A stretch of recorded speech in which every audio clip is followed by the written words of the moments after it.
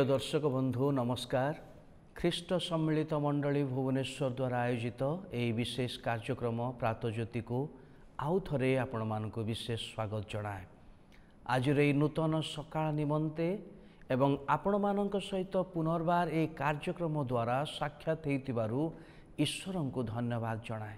कारण ईश्वरंकर अनुग्रह हेबारु आमने एई नूतन सकाळ आज देखिया पाए सुजोग पाइजु एवं आजिर दिन आरंभ करू करू एई कार्यक्रम रे ईश्वरंकर एक स्पर्श पाइबा द्वारा आमनकर जीवन यात्रा को आरंभ करिबा पाए मध्य जो सुजोग ईश्वर आमनकु देले सेतिपाई ईश्वर को धन्यवाद एवं आपण मानकु मध्य विशेष धन्यवाद। कारण आपण निरंतर एई कार्यक्रम सबु देखुछंती एवं आपणक जीवन रे अनेक प्रकार उपकार आपण पाउछंती। जदि एई कार्यक्रम आपणको भल लगुची एवं किछि उपकार आपणक जीवन रे हेउची तेबे एई कार्यक्रम को निज पाखरे सीमित करी रखंतुनी, अन्य मानक मध्य यह शेयर करंतु एवं एई कार्यक्रम को आपण सब्सक्राइब करंतु जद्वारा अनेकंक निकट रे पहुँचवा सहित आपण नूतन नूतन कार्यक्रम गुड़िक पाई परिबे। प्रत्येक दिन भली आज मध्य एक विशेष आलोचना आमाने करिबा एवं एई आलोचना जदिबा अनेकंक पाए किंतु विशेष करी युवा युवती मानक पाए। आजिर आलोचनार विषय निजर पथ मननीत कर। मोर प्रिय दर्शक बंधु माने युवा युवती अवस्था रे अनेक निर्णायक अवस्था मानक जीवन रे आसे। को पाठ पढ़िबा, को चाकरी करिबा, की प्रकार विवाह करिबा, की प्रकार भविष्यत को गढ़िबा, भिन्न भिन्न प्रकार चिंता एई समय रे आमनक जीवन रे आसे। विभिन्न प्रकार अभ्यास मध्य एई समय रे आमने निर्धारण करिथाओ। कारण एई बयस ए प्रकार एक मूल्यवान बयस मनुष्यर संपूर्ण जीवन भितरे जे एहा एक निर्णायक अवस्था एवं जेतिकी बेले आमे उत्तम विषय बा जो विषय आमे निर्णय करू से निर्णय विषय अनुसार आमानकर जीवनर अवशिष्ट दिन गुड़िक गति हुए एवं अवशिष्ट दिन गुड़िक आमने से धारा अनुसार आमने गमन करू एवं चालू। मोर प्रिय दर्शक बंधु माने एई बयस रे जेतेबेले आमने निर्णय नहीं थाओ एवं निर्णय नेबा समय बड़ गुरुत्वपूर्ण। मोर प्रिय दर्शक बंधु माने आपण माने अनुमान करथिबे जेतेबेले आपण कोनोसी बाजार को जानती कोनोसी मूल्यवान जिनिस किनिबा पई आपण चाहंती ताले हठात किना कोनोसी मूल्यवान जिनिस आपण किनि के आनंती नहीं।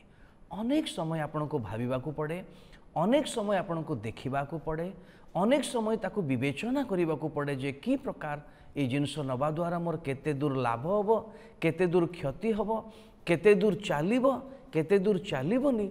ए समस्त विषय आमे आगुरु भल कि भाबिबा परे ही कोनोसी एक मूल्यवान विषय को बा जिनिस को आमे किणु। जदि गोटे जिनिस किनिबा पछरे एते विचार विमर्श माने करू तेबे निजर जीवन को सठिक भावरे बा जीवनर पथ को निर्धारण करिबा पाए आमे केते विवेचना करिबा दरकार।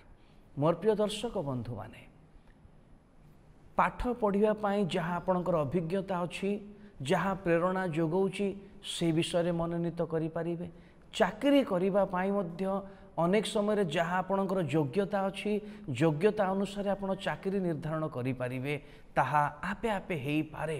किंतु केते गुडे गुरुत्वपूर्ण विषय अछि जहाँ आपणको ज्ञानर सह निर्णय नेबाको हबो। उदाहरण स्वरूप जदि आपणकर वैवाहिक जीवन पाई आपण योजना प्रस्तुत करिबा पाई चाहंती बहुत भाबी चिंती आपणको निर्णय नेबाको हबो।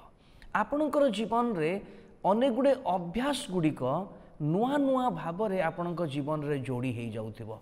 उदाहरण स्वरूप कथावार्ता करिबा, युवा हेबा परे कथावार्ता रे टिके परिवर्तन आसे।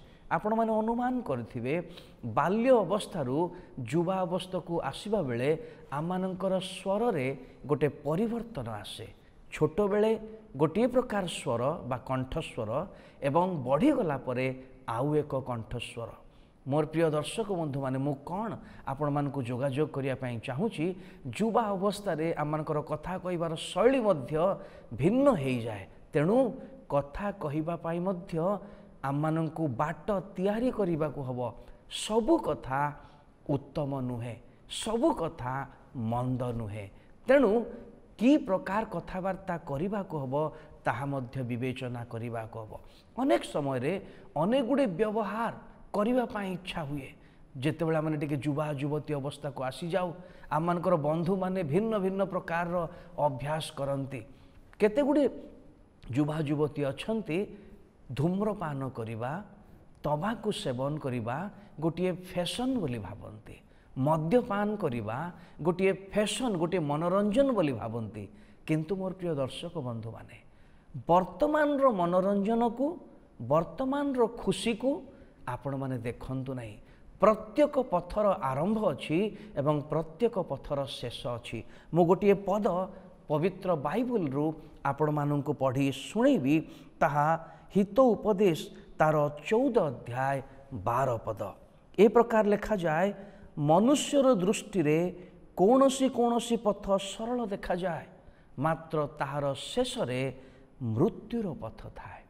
मोर प्रिय दर्शक बंधु माने आज जो व्यवहार आज जो निष्पत्ति आपण नौछंती ताहार अंत को आपण एबेठारु मापी पारिबे।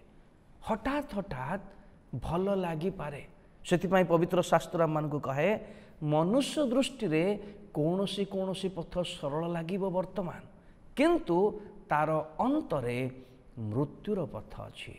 सेतिपाई जेतेबेले आपण आपणकर जीवनर पथ मनोनीत करुछंती विवेचना करी धीर स्थिर भाव रे बहुत गुड़े जिनस भाविबा को हबो आपण को एवं सेई व्यवहार को आपणेबा को हबो सेई प्रकार लक्ष्य को आपण को आपणेबा को हबो एवं सेति पाए आपण यत्नवान निहाती हेबा दरकार। कारण मनुष्यर दृष्टि रे पथ सरल हेई पारे किंतु शेष रे मृत्यु थाई पारे। विवेचना करिबा आम मानकर कार्य। ईश्वर आपण को आशीर्वाद करंतु। धन्यवाद।